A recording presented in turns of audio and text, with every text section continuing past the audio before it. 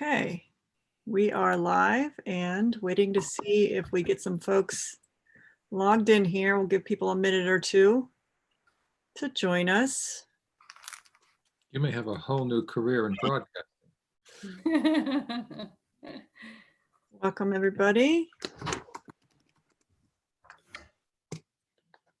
We have one person logged on.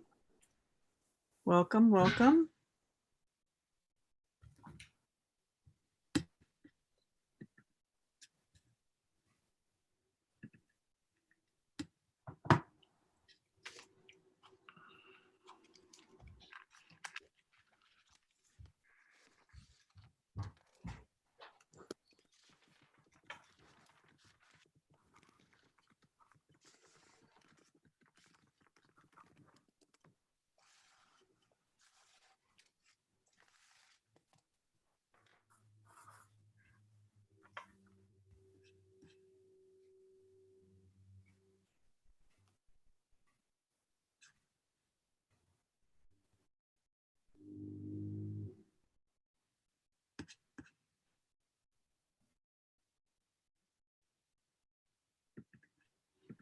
Can you see the number of people who are logging in or tuning in?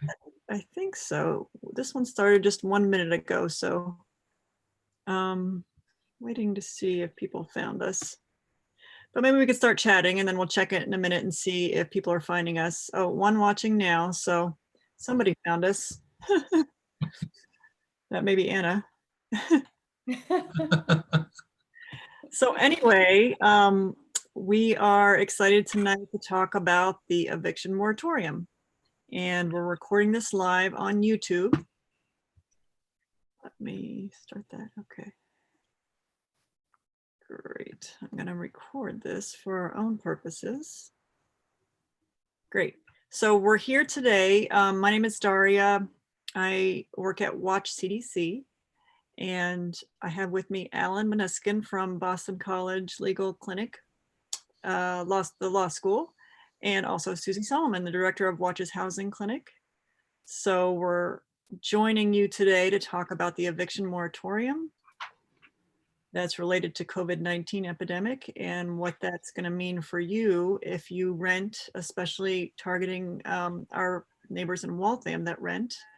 We want to make sure you know how to communicate with your landlord, what you need to know as far as your rights as a tenant, and how we're moving forward in this challenging time as far as our rent goes. So that's our purpose tonight. And I'm so happy to have Alan with us. Alan is a longtime friend of Watch's from way, way, way back before I was at Watch. Long history of advocating for tenants in Waltham, and a lot of friends here in Waltham because of all your hard work, and we really appreciate your partnership and the privilege. It's a privilege to work with you to assist tenants. So we're really happy to have you with us, and thank you so much for all the work that you do for Waltham. So I don't know if you want to say a little bit about your work in Waltham over the past, many, many years, and as we're sort of warming up here. Sure, happy to. Thank you, Daria. It's great to be with all of you, even though I can't see any of you. Kind of an odd way to be presenting. We usually, have an audience who we can see whether we're coming through okay. But I'm going to assume that I am coming through okay to you, and we'll take your questions afterward concerning anything that is not crystal clear. I'm a clinical faculty member at Boston College, and what that means is that I teach courses in which my students practice law the way interns and residents practice medicine in a teaching hospital, and so they represent clients in real cases in real court. And a big portion of what we do and have been doing in this office since 1968, I wasn't there in 1968, but other people were. I've been there only 30 years, is represent and advise tenants in Waltham, Watertown, and Newton. But the largest portion of our client base is in Waltham. And so we have very, very deep affection for the community of Waltham. We have a great deal of knowledge and history with Waltham. And so it's a pleasure to work in concert with Watch. I want to start, in addition to that, by just saying something that I usually say when I'm addressing an audience of people who might hear what I have to say about the law and about the way the law works, might hear it as legal advice. It's not legal advice. It's what I will call legal guidance. I can't even see you, let alone have a lawyer-client relationship with you.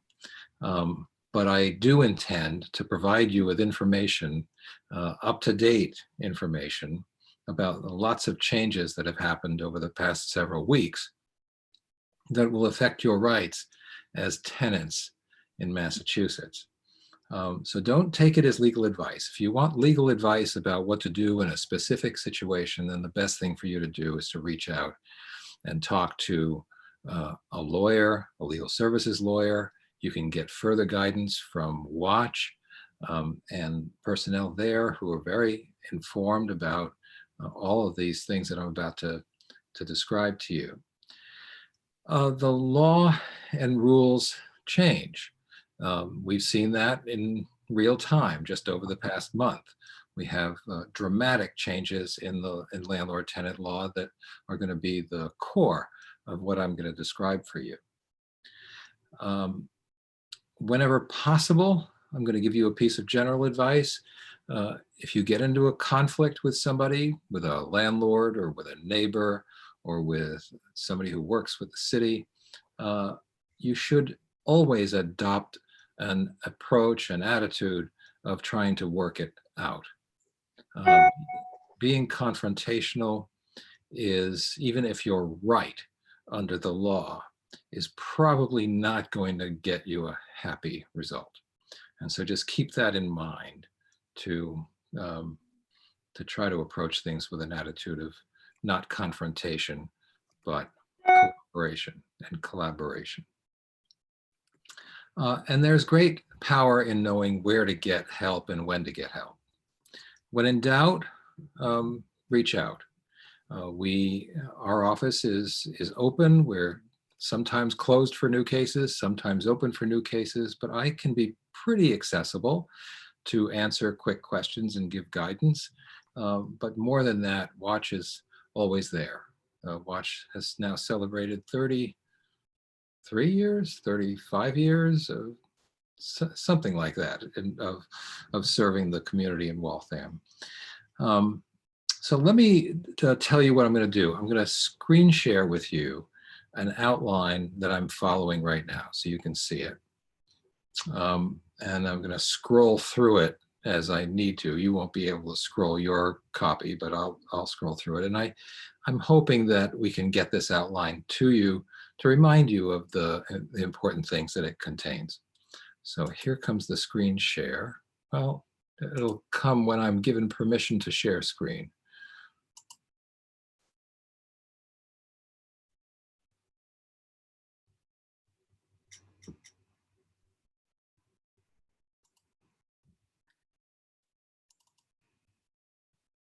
Okay, so I'm going to assume that everybody can see this document that says at the top, COVID-19 Eviction Moratorium and Tenants' Rights, today's date. I've already covered the first two parts of the outline. And so where we are now is on the part that says Eviction A, Usual Eviction Process. I'm going to describe to you pretty quickly the usual eviction process so you will know what is not going on right now because of new law that has frozen and temporarily paralyzed the eviction process in Massachusetts. But ordinarily, if we were not living in this time under the COVID moratorium, in order for a landlord to evict a tenant, there is a multi-step process that the landlord must go through. landlord must first terminate the tenant's tenancy. And the way to do that is by sending the tenant a letter, or what's called a notice to quit, or a notice of termination, saying your tenancy is over and this is the date by which you have to leave. It has to be a lawful notice of termination. The only exception to that is if the tenancy is governed by a lease and the lease has just by its own terms expired. So like if there was a lease that ended on April 30th, then the tenancy would be terminated on April 30th, and the landlord wouldn't need to do step number one. But in all other instances, and that would be most other instances, there has to be a notice from the landlord, a written notice. That once the tenant doesn't vacate, the landlord is allowed to start a court case called summary process. Summary process means eviction, just another phrase. And the landlord does that by serving a court document on the tenant, delivering it to the tenant, and then scheduling a hearing in court. And the tenant is given a deadline to respond and given a date to appear in court. Then the case either settles because the parties talk and they reach an agreement about how to resolve the differences that caused the eviction in the first place, or if they don't resolve it together between themselves or with the help of a mediator, they will go to trial. And in the trial, a judge or sometimes a jury, that's up to the choice of the parties, a jury will decide whether the landlord wins the case or not. If the landlord wins the case, then the court can and will issue another document called an execution. The execution is the document that instructs a sheriff or a constable that she or he has the legal authority to forcibly move somebody out of their apartment. And this is an important thing for you to know. Under our ordinary normal law, the only person who can forcibly move a tenant out of his or her apartment is a sheriff or constable holding in her or his hand a valid execution. And as you can tell from what I just described, the only way that person ever has a valid execution in hand is if the landlord has gone through all of those steps that I just described. So that was the way life was way back before COVID, for those of us who can remember back before life changed so dramatically. When the shutdown happened and we were ordered to shelter in place, when the governor of this state and most other states issued state of emergency declarations, and many people were furloughed from or laid off from their jobs, and the economy was brought to a halt. The Massachusetts legislature and the governor went to quick work to pass a new law. And that new law is the Emergency Massachusetts Moratorium Law on Eviction. That law came into effect on April 20th, 2020, so not that long ago. It expires, it's in effect now, it expires either 45 days after the governor lifts the state of emergency. We're in a state of emergency now. One day, we don't know when, Governor Baker will wake up in the morning, and during the course of his day, he was going to lift that state of emergency when he doesn't think it's needed anymore. So this law is going to expire at that point, or it's going to expire on August 18th, whichever of those dates comes first. So if he were to decide that the state of emergency should be lifted now, then it would be 45 days from now.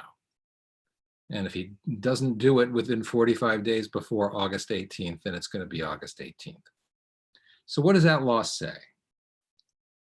The law says that while it's in effect, a landlord cannot terminate a tenant's tenancy.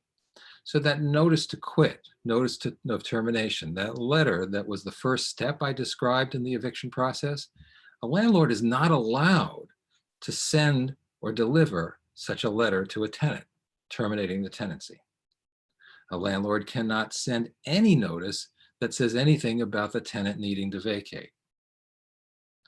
A sheriff or constable cannot move a tenant out, even if that person has what looks like a valid execution in her or his hand.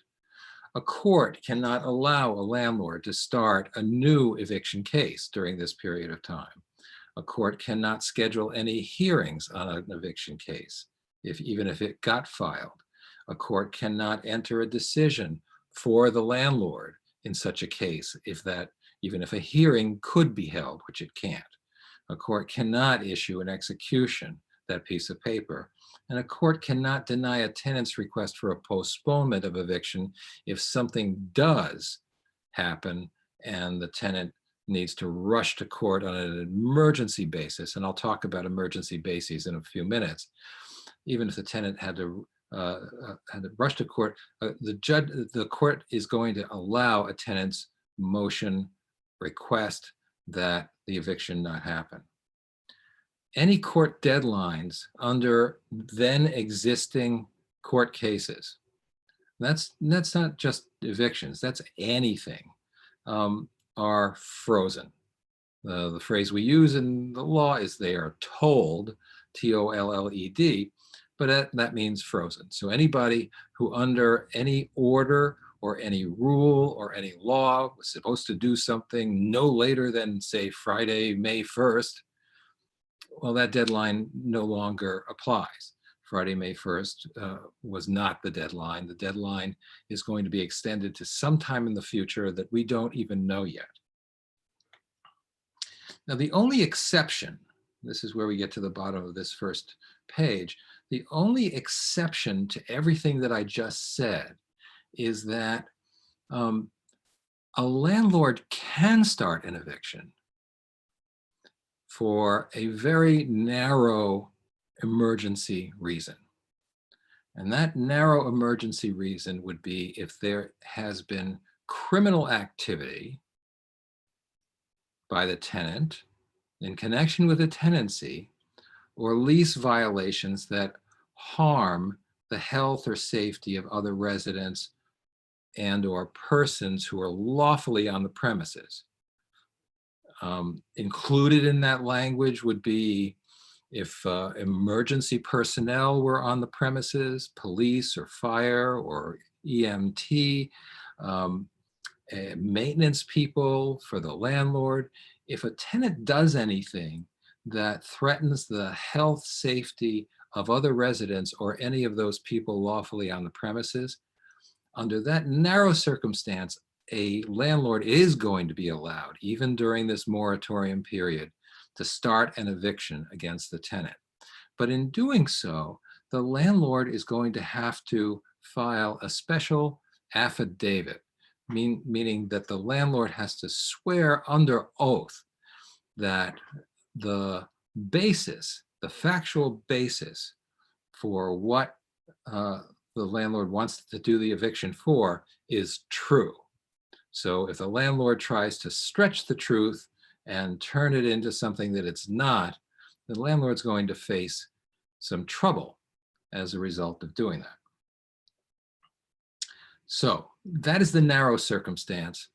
If a hearing is held, it's important for you to know that all of the courthouses in Massachusetts are closed to the public. The only people walking in and out of courthouses in Massachusetts now, and this is going to be the case for quite a while, are people who work there. And even they are on a kind of skeletal crew because they have to be there in small numbers so as to be able to socially distance. Hearings on these exception cases are conducted by telephone or by video conference. We haven't heard too much about any of these hearings that have gone on by telephone or video conference. For anybody who's been to court and has seen how important it is for lawyers and judges and parties and witnesses and all the people involved in a trial to be able to see each other and hear each other and hand things to each other, we imagine that the whole process of having the kind of court hearing that would result in somebody's eviction and have that by telephone or even by video conference be a very cumbersome thing. But that's how they're conducting it, because these emergencies still have to be heard. And that's the best technology we have for now. If anybody gets to a situation in which there is going to be an emergency hearing of some kind, if to the extent we represent anybody in that situation, we would do our best to avoid the telephone and opt for video conferencing. And we'll be fortunate if the court has that tech availability. Some courthouses do, some courthouses do not. But eventually all courthouses are going to have to do that. So that's the Massachusetts moratorium law. No evicting is going on except for this narrow circumstance, and that's important for you to know.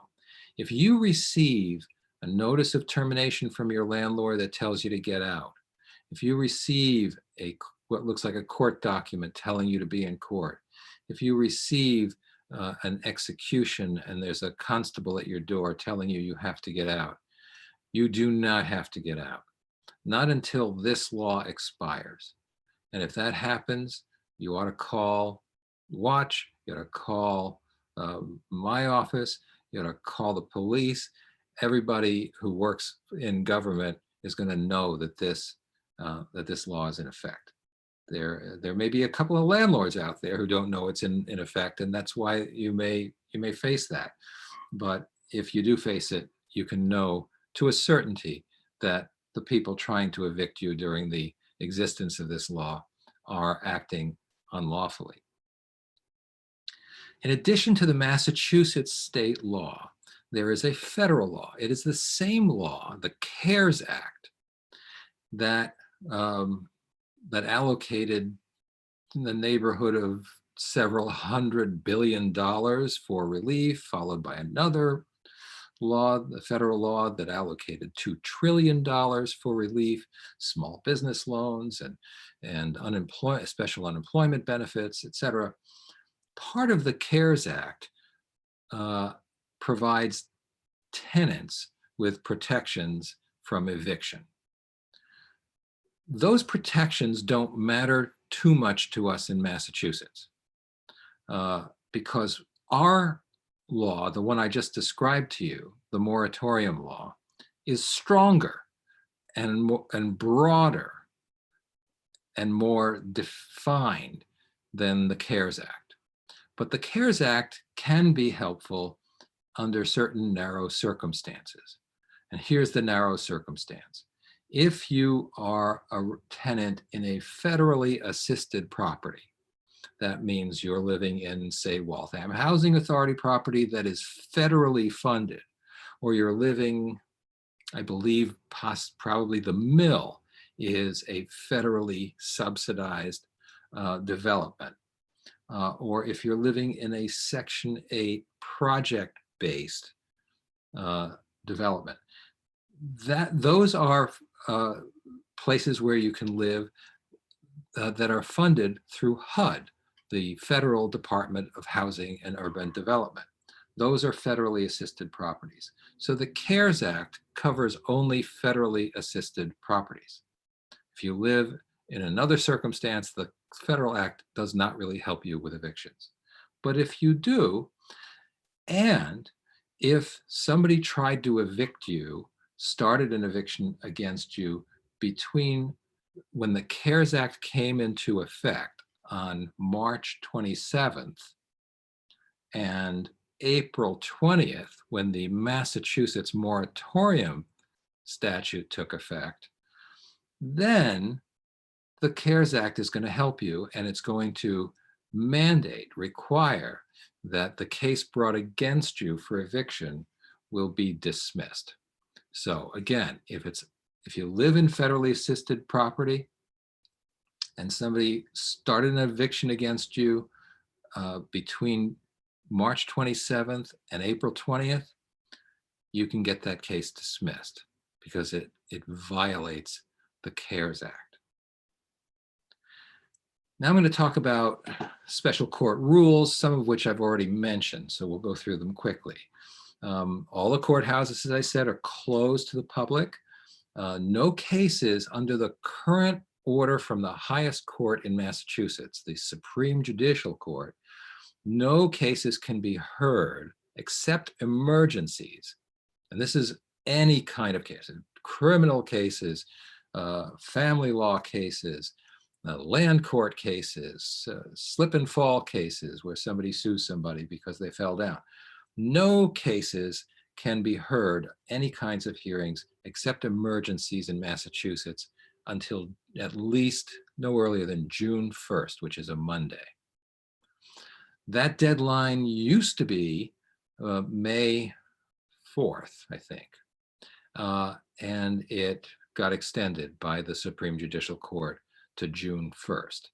It would not surprise me if the Supreme Judicial Court announced later this month that that June 1st date is going to get extended further, but that depends on a lot of stuff we don't know yet about the virus and how contained and controlled it is and how much the governor is going to decide to open the state. The exception, of course, is emergency cases, and I described those already, and they are happening by telephone or video. There'll be no jury trials until July 25th, but that's not something you have to worry about. The housing court cannot accept any non-emergency filings, so the courts cannot even let people file claims in court having to do with eviction.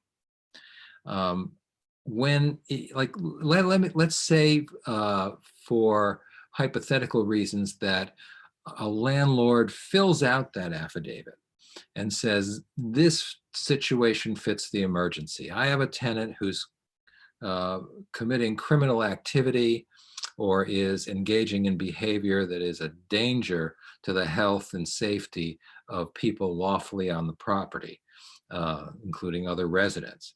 And the landlord files that. The landlord will have given a copy of that to the tenant, which will have a court date on it. And it'll tell the tenant to come to court on that date. If that happens to you, don't go to court on that date. Call Watch. Call my office, Boston College Legal Services, and we can talk about what is really going to happen under those circumstances. And I'll tell you right now that what is going to happen under those circumstances is that there will be no court hearing, either on the phone or by video, or obviously not at the courthouse, on the date that is on the face of that paper that has been served, that emergency eviction. The court date, the date for the hearing, which will be either by telephone or by video, will occur when the clerk, who reviews all of the papers that come into the courthouse, when the clerk decides that it should be heard. And that same clerk is also going to screen that paper to make sure that it's valid, that the landlord is not stating as an emergency something that is really not an emergency. And I can tell you from our discussions among housing lawyers in Massachusetts, we already know that the clerks are going to be highly skeptical of complaints that are filed that suggest that the basis meets the definition, the narrow definition of an emergency. Because as you can imagine, there could be very great temptation for a landlord to lie and say that a tenant is committing criminal behavior or other bad behavior, and just to get the case heard.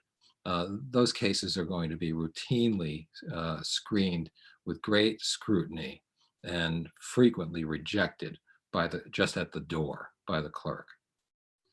There's an important telephone number for you to have. I listed it here, the trial court helpline. That is a new number, 833-912-6978. That number will get you to a prompt that will ask you, are you calling about the housing court or the probate and family court or the superior court, all the different court departments in the state. And it'll say hit 1 or hit 2, hit 3. You get to the housing court, and then then you'll be directed to someplace within the housing court, to the right county or the right sitting of the court. And you will pretty quickly, we have found, get through to an actual human being who can answer questions. So if you receive documents and you want to know what they mean, and you can't get through to Watch, and you can't get through to me, and you can't get through to somebody else who can explain it to you, and you're nervous about it, call that helpline and describe what you've received, and you'll get good information about what it is. Now, I'm going to switch from evictions to this whole other topic, as I scroll this up, of what about if you need to take your landlord to court? Why would you need to take your landlord to court? Well, you might need to take your landlord to court because if you're in a landlord-tenant relationship, you have rights and obligations, and your landlord has liabilities and obligations to you. You might take your landlord to court for a whole bunch of things, and I've listed them here in the examples part. You can't sue your landlord during this time except for emergencies. And what would be emergencies? These are important. If your landlord locks you out, if your landlord interrupts your utility service, if your landlord comes after you in an abusive or harassing way, you feel unsafe, or any other threat to your health or safety, then you're going to want to bring your landlord to court. You're going to have to demonstrate that it's an emergency of the kind that has to be heard by telephone or by video between now and when we get back to going to court again, and certainly not before June 1st. Now, just a couple of quick things. Other legal rights and responsibilities of landlords. Landlords, remember, they can ask for rent. They can serve you with papers that say, you know, you didn't pay your rent last month, and I hope you're going to pay your rent this month. You owe me this much money. I wish you'd pay it. They can do that. They cannot tell you that if you don't do it, you have to get out by a certain date. And a lot of landlords, especially the big ones, are sending documents that say that, you know, you owe money. But that's okay. That's legal. They can do that. They can't send you that information on what look like special legal documents with seals on the top that are designed to scare you into thinking that you're being sued when you're not. But they can send you a letter or an email saying, hey, you know, I didn't get the rent. I wish you would pay it. Now, here's some practical suggestions about what tenants should do. Communicate with your landlord. If you can't pay your rent, talk to your landlord about the fact that you can't pay your rent and why you can't pay your rent. See if you can work out an agreement. See if you can work out a payment plan. Tell the landlord the basis for you not being able to pay your rent, especially if it has to do with COVID-19. Is it because you were furloughed? Is it because you were laid off? Is it because you couldn't work because you're taking care of somebody at home? Or maybe there's been a death in your family. If there are any of these reasons related to the pandemic that you haven't been able to pay your rent, then certainly make that clear to your landlord and make it clear in writing. And this is another suggestion that I have for you. Work with your landlord to make a payment plan. Pay as much of your rent as you can. Obviously, get receipts. Don't ever pay your landlord or anybody else in cash and not get a receipt. This is the worst thing you can possibly do, and your lawyer will be disappointed if you get to a point where you're going to have to try to prove that you made a payment that you don't have in cash, that you don't have a receipt for. So pay your rent. when the moratorium expires, the landlord will be entitled to recover. So it's not like your rent is totally forgiven. It's that your rent obligation is deferred. Keep a record of all your communications with your landlord. That's emails, texts, and if it's in writing on paper, make copies or take a picture of it on your phone. That's good enough too. And then, just make sure you comply with all the provisions of your lease. If you don't have a lease, then there's no provisions for you to comply with. If you're in a tenancy at will with no lease, your only obligation is typically to pay rent and behave yourself. All right, I'm going to stop, and we have, I think, 23 minutes. I meant for there to be more for your questions, and I'm looking forward to answering them. Thank you, Alan. Can you unshare your screen so we can see a close-up of your face as we ask you these questions? We have some wonderful questions. Julie is a social worker for Waltham Public Schools, and her concern is if the law is lifted, say on July 1st or whenever the date is, are the landlords going to immediately ask for all the past rent due from, say, April to July? That's something a lot of tenants are fearful of. Do you have any sense of how that will be addressed? When the law is lifted, the landlord will be able to start an eviction process. So for the very first stage, by delivering a notice to quit for non-payment of rent to the tenant. When the courts begin to be in session for these matters, there will be such a volume of those cases, if the landlords choose to go ahead and file them, that my expectation is that they will not be reached for quite a long time. I also believe that internally in the court, those cases will be sent forcefully to mediation with the expectation, and there is in the courthouses, there is institutionalized mediation, that there will be the expectation that in any case where somebody was unable to pay rent because of financial hardship related to COVID, that there will be a payment plan and that there will be flexibility on the landlord side.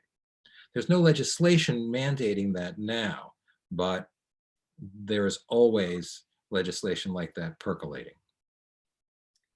Great. So we responded to this in the chat, but just to reiterate, someone asked, if I'm a tenant at will, am I covered by the moratorium? Absolutely, yes. Great. And let's see here. Any other questions? Let's give people a chance. Let's see. There was a question. Yep. Someone had a specific case where they have received a notice to quit, and she has sent it to me and I have forwarded it to you. So we have one case here that we can work on where she was asked to move out by June 2nd. So we will work with her on that issue.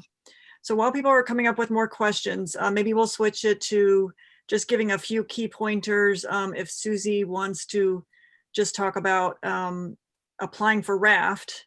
So we will have to pay this rent eventually. So one way to do that is through this state program for rental assistance. So I'll just give Suzi a minute to unmute you, Suzi, if you want to. Oh, we're doing it at the same time. To talk about RAFT, go ahead. So in our area, RAFT is run by Metro Housing Boston. So Suzi's going to talk a little bit about that program while we give you time to ask your questions. Sure. So, hi, my name is Suzi. I'm the director of the housing clinic at Watch. And right now we are waiting for the city of Waltham to announce a new $1 million rental assistance program. We don't have any more information about it right now. As soon as we do, we will be posting it on our website. In the meantime, there is another program you can apply for, which is a state program. And as Daria said, it's called RAFT, which stands for Rental Assistance for Families in Transition. However, it's not just for families. Individuals can also apply. And currently it can, if you're approved, it can pay up to $4,000 of rent that you owe. We have a link to it on our website, which is probably the easiest way to apply. So if you go to our website, watchcdc.org, and look at our COVID-19 resource guide and look under housing, you will see a link to the RAFT pre-application, which is pretty simple, and you just fill that out, and then they will normally contact you by email, and then you will need to respond to them by email, and then you will need to provide them some documents, which you can take pictures of with your phone and send to them. It will be things like a picture of your photo ID and things like that. So that's the RAFT program. There's one thing I can add about RAFT, and that is because under the COVID-19 changes, there used to be restrictions on not being able to apply for RAFT again within the same calendar year and within 2 years if you live in public housing.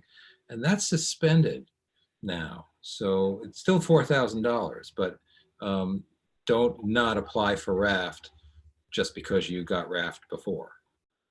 Okay, that's great. I didn't know that. So we're going to talk about one other thing, which is that Alan had mentioned that we recommend that you notify your landlord in writing that you cannot pay your rent due to COVID-19, and you need to say that in either a text or an email. There is a form that the state has created that if you want to do it a little bit more formally, I'll share my screen now, Daria. Can I do that? Okay, let me try that. Let's see, Yes. Share. Yep, okay. Share. Okay. So what I'm going to do, if I can do this here, is I'm going to, and we could also put this on our website. It's on the website. The easiest way to get to it is on the Metro Housing Boston website. Metro Housing Boston is the agency in Boston that administers our RAFT money for the city of Waltham and for other nearby cities. So in addition to the link on our Watch website, the link to apply to RAFT is also on this website of Metro Housing Boston, and it's very easy to find on the website. They have also posted this notice that was created by the state to give you an example of the kind of information that you could give to your landlord. Now, this is not a requirement. You can write a simple note to your landlord. It does not have to be in this form. It is important to keep a copy of whatever you write or text or email. But if you want something more formal, it is this form, and it starts out, it's 6 pages, but it says, the important thing is that you can write on this form. I'm going to write my name here. I am a tenant. Oops, I am a tenant, and I'm going to put the address for Watch, 24 Crescent Street, Waltham. And it will just walk you through all the steps about how much is your rent per month, how much was your income before the state of emergency, how much is your income now, what are your expenses related to COVID-19, why can't you pay your rent? It gives you multiple choice questions if you were laid off, working fewer hours, etc. And then at the bottom, you would sign it. And again, you can just print your name here and sign it. And then you can save this document and download it, and then you can email it to your landlord or to us, and then we could maybe get it to your landlord if necessary. So as I said, this form is not necessary. That's just something that you could consider doing. Great. We've got a few more questions. So Julie's just summarizing for these families that she's working with. She says, is the advice for families to hang on and that landlords will likely be open to setting up a payment plan, and that in the interim, the families can apply for RAFT? I think that's accurate. And then as soon as the city's fund is open, then that will be another source. So there's 2 different sources for rental assistance, the state and the local. In addition, any other benefits they might be eligible for as far as unemployment. And there are other sources. There are charitable sources, and we're always knocking on their door. For anybody who has a history of domestic violence, the Elizabeth Stone House in Newton will provide rental assistance funds. There are funds available through the Brookline Community Health Center, and those are Yes. funds that are administered. Tenants have to qualify for those funds. They're income based, obviously, but there are a good number of sources, and we have a list of even some lesser known ones: Catholic Charities, Jewish Family and Children's Services, and a number of other funds that I just can't remember them all. But if you have the energy and you want to try to raise the funds and fill out the forms, that can be very helpful at a time when you have an arrearage. And Watch will keep looking out for new resources and posting them on our website under our resource guide. Karen asks, are there any suggestions for someone who had given notice to move out on April 30th, but has not been able to move out due to COVID? Yeah, so if I'm going to assume that this is a tenancy at will, tenant gave the landlord a written notice, I'm leaving by the end of next month, the next month being April, and I'll be out by April 30th. And the tenant doesn't vacate. If the tenant doesn't vacate after terminating her own tenancy, then the landlord can at that point start summary process, start the court eviction. Obviously, that's not happening in May because the moratorium prohibits any filing of any evictions until not earlier than when the moratorium is lifted. So that process isn't going anywhere. The tenant in that situation is in a very good position to negotiate a resumption of the tenancy with the landlord. It was the tenant's choice to maybe move out, but you know, a lot of people, at least a lot of our clients, are waiting until things calm down to look for other places to live, even though back in February or early March, it had been their intention to look for other places to live. It's too dangerous to go out there and even look at places and do what you have to do to find another place, and then moving would be a hassle. So I think that should be a negotiation between the tenant and the landlord to resume or extend the tenancy.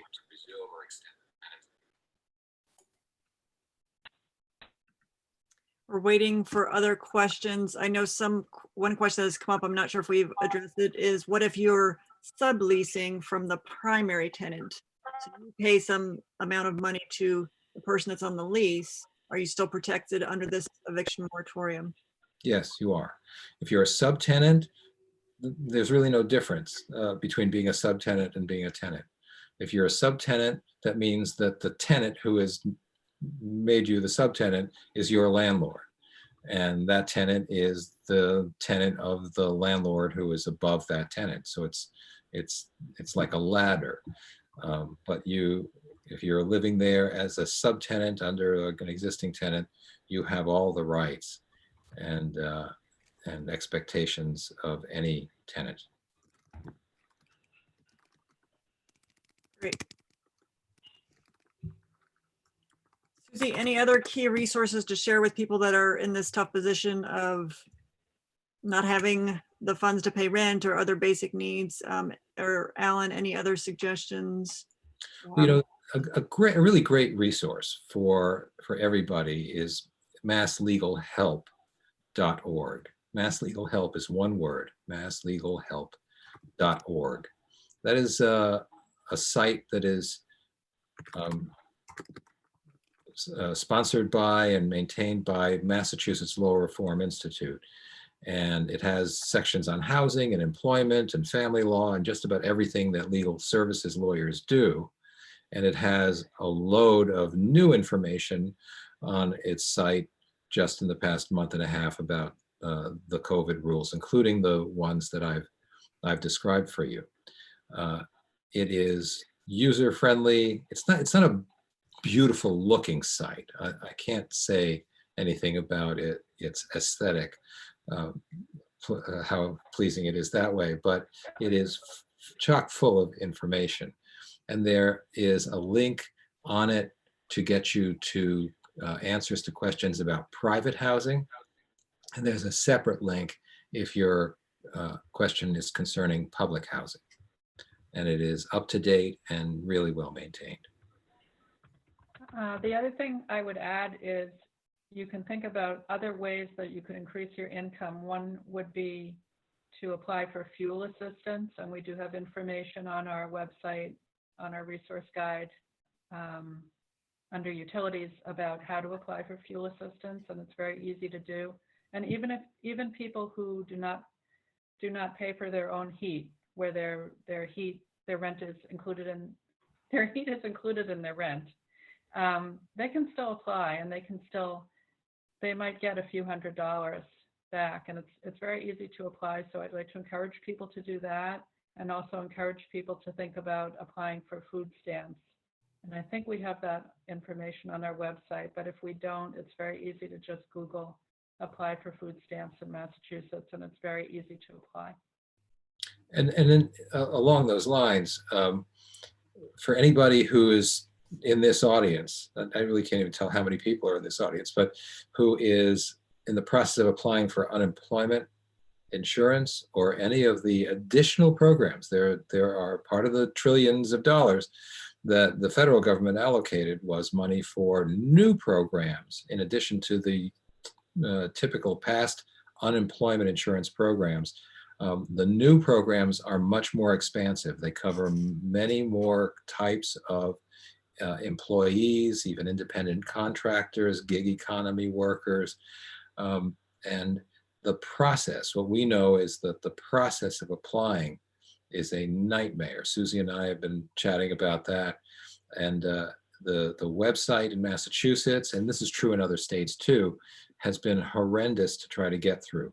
There will be lots of support services in legal services and elsewhere through Greater Boston Legal Services. We're going to be doing it in my office, just assistance to help people get through the claims process, because those trillions of dollars sounds like a lot of money, but it doesn't really matter if it doesn't get into the hands of the people who are entitled to it, and they're not getting the money because the application process is such a mess. We are probably, I think, going to do one of these sessions hopefully in Spanish and English, similarly to this, just on the unemployment claims process. But you should know, if it matters to you or somebody else you know out there, that there's some hurdles to get over, but there are funds there that you're entitled to. Yeah, that's a really good point, Alan. And if people have trouble applying for unemployment, they can contact Watch, and we will try to help you. The other thing is that most people probably know whether they might be eligible for a federal stimulus check of $1,200 from the federal government, as well as $500 for each child. And there's a good website if you go to irs.gov, G-O-V. If you just search for IRS Get My Payment, there's a good website where you can enter your social security number and see if you're eligible for a payment, and you can even enter your bank account information. Yeah, really important to do that. Well, Daria, you're on mute. Great. Any last tips? We don't have any additional questions. I gave Suzi's email address and some other links. Alan, you mentioned this summer that your students are going to be doing a clinic around unemployment. Is that? Yeah. Okay. Anna Rivera and I are going to supervise, we think, 8 students who are just going to do unemployment claims assistance.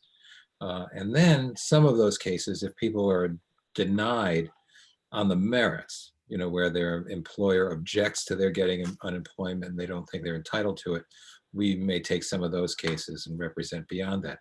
But over 650,000 people have applied for unemployment benefits in Massachusetts in the last month. And a huge number of them are getting bounced back just because of issues with PIN numbers and other information that the Department of Unemployment Assistance is requesting. Some of the questions in the online form are ambiguous. There isn't a lot of help for people in different languages. So there's a lot to do there, just in order to speed the process. We'll be doing that all summer. Great. Well, I can't thank you enough for taking the time to share this information. It will go beyond just the people that are checking it out now, but we'll be sharing it and maybe putting it into some clips with some specific information for people in little sound bites so they can digest it.